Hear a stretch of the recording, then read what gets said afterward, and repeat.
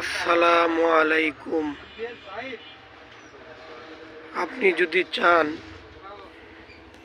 যে আপনি মহা বিপদে আছেন, বিপদ থেকে বাঁচার কোনো উপায় পাচ্ছেন না, আমি এখন আপনাকে একটি এমন দোয়া শিখাবো।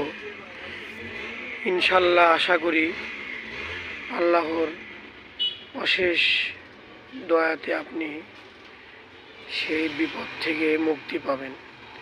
তা হলো, হাদিস শরীফে আছে, কোনো ব্যক্তি যখন বেশি বেশি দরুদ শরীফ আর ইস্তেগফার পাঠ করে, তখন ওই ব্যক্তির সব বিপদ দূর হয়ে যায়।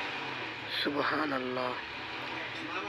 তো আমরা যে কোনো অবস্থাতেই থাকি না কেন, শুধু পড়ব সাল্লাল্লাহু আলাইহি ওয়াসাল্লাম আর আস্তাগফিরুল্লাহ, আস্তাগফিরুল্লাহ, আস্তাগফিরুল্লাহ। এরকমভাবে আমরা দরুদ শরীফ আর ইস্তেগফার করতেই থাকবো।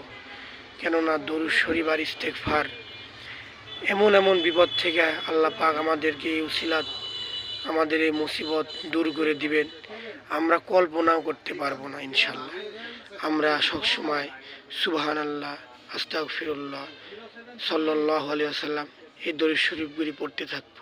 ইনশাল্লাহ আমাদের সকল বিপদ দূর হয়ে যাবে।